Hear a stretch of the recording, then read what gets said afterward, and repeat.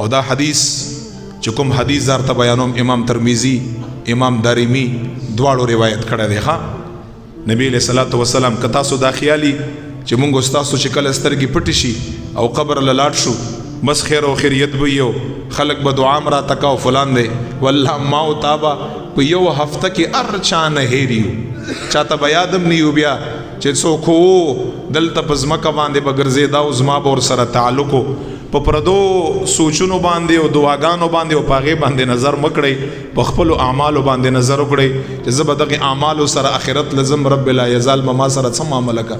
موږ د نورو خلکو دعاګانو ته ناست یو نور خلک به راپسې خدمونه کوه او دعاګانې چېرته خپلو اعمالو ته کتلي چې زما د خپل اعمال څنګه دي. پیغمبر علیه الصلاة والسلام دا آخرنی حدیث ورته وایم دا واورئ. پیغمبر علیه السلام فرمایي لا تزول قدم عبد یوم القیامه حتی یسأل. پیغمبر علیه السلام څه فرمایي تر هغې پورې به یو انسان قیامت په ورځ باندې قدم د ځمکې نه اوچت نشي او بم نه خوځي قدم یا رب ته به داسې ولاړي نه به جهنم لځي نه به جنت لځي قدم به یم او نه خوځي. پیغمبر علیه السلام فرمایي یو انسانم نه که څوک هم وي نبی علیه السلام فرمایي تر څو پورې چې الله جل جلاله دنه څلور پوښتنې نه کړي ما او ستا قیامت په ورځ باندې به زما او ستا قدم اوچت نشي زما او ستا به خپه او نه خوځي چې رب لا یزال تر څو پورې زما او ستا نه څلور پوښتنې نه کړي. نبی علیہ السلام فرمائی اول نمبر پختنه بدای چې ستا د خپل عمر په دنیا کې پس شي کې تیر کړی دی څومره د اطاعت کړی دي څومره د بندگی کړی ده څومره د معصیت کړی څومره د نافرمانی کړی. پیغمبر علیہ الصلوۃ والسلام فرمائی هغه پورې به انسان قدم او نه خوځي ستا د ژوند پس شي کې تیر کړی.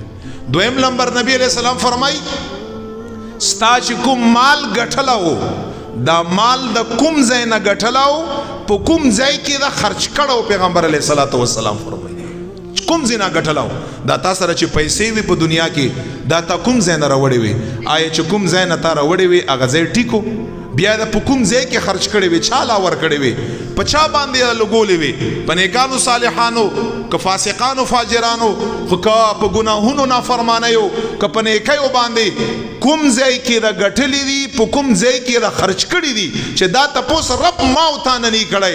نبی علیہ السلام فرمایي زما او ستا قدم به نه خوځي.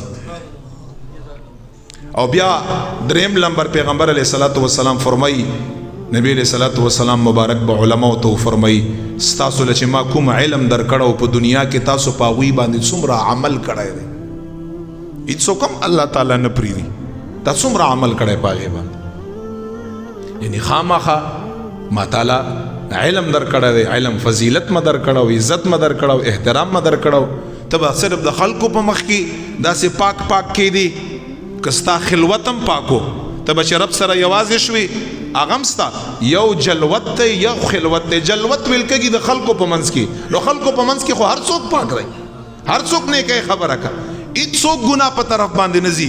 نیک سړی هغه دی چې هغه تنهایی پاکوي چې هیڅوک ورسره نه وي او د ګناه موقع ورته میلاو شي او دی رب نه ویرېږي چې ربه ته زما وینې زه دا ګناه نشم کولی.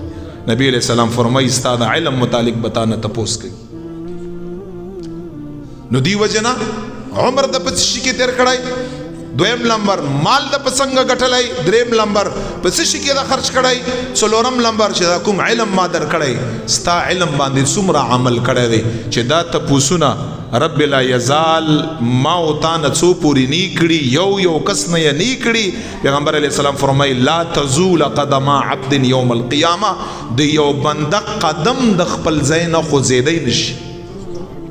نو دی وجنه دا خبرې لګې ځان ته مخې ته ودروئ دا کله چې ته مال ګټې یا مال استعمالې لږ په دې باندې ته څه وکړه غور او فکر وکړه سوچ وکړه. پیغمبر علیہ الصلوۃ والسلام مبارک دا تعلیمات ځان ته مخې ته کړه. نن سبا ما ورته رشوت اخلو ما ورته دوکه کوو په دوکه باندې مال حاصلو په رشوت باندې مال حاصلو په ظلم باندې مال حاصلو په غصب باندې مال حاصلو په دروغو قسمونو باندې مال حاصلو. کومه طریقه داسې ده چې هغه د مال حرام طریقه ده ما ورته چې دی په هغه طریقه باندې مال حاصل کړی نه دی. ولې ته مال حرام ته زړه ښه کړي ولی ته دا وایي چې ما لاس له مال راغی، ته دا نه وایي چې دا څومره مال راغی، دومره زما لاس له غضب راغی، دومره ما لاس له عذاب راغی، دومره ما لاس له نافرمانی راغله، دومره زما لاس له الله جل جلاله ناراضګي راله چې ستا له مال حرام راغی. تا ته خو ظاهري باندې مال ښکاري، خو دغه ټول شیان د ستا لاس له راغله. که دا ستا خوښي هغه ته پوه شه او ستا انتخاب پوه شه، او که تا ته دا خبرې سمې نه ښکاري رجوع کړه دغه خبرونه. 1 روپۍ صالحه حلاله دا د 1 ارب کرب روپو د حرامو نه بهتره ده صاحبانو. دی نو دی وجه نه دا مال ذرایع دا سکړی دا پاک کړی، دا د مال کوم ځای نه ګټئ او په چا باندې خرج کړي دا پاک کړی، په دې باندې نظر ثانی وکړئ. خدای پاک جل جلاله دا زمونږ او ستاسو ته د حلال مال ذرایع اسباب مهیا کا. رب لا یزال د زمونږ او ستاسو د حرام خورین او د مال حرام چې څومره ذرایع او اسباب دي رب لا یزال د زمونږ او تاسو ترې نه وساتي.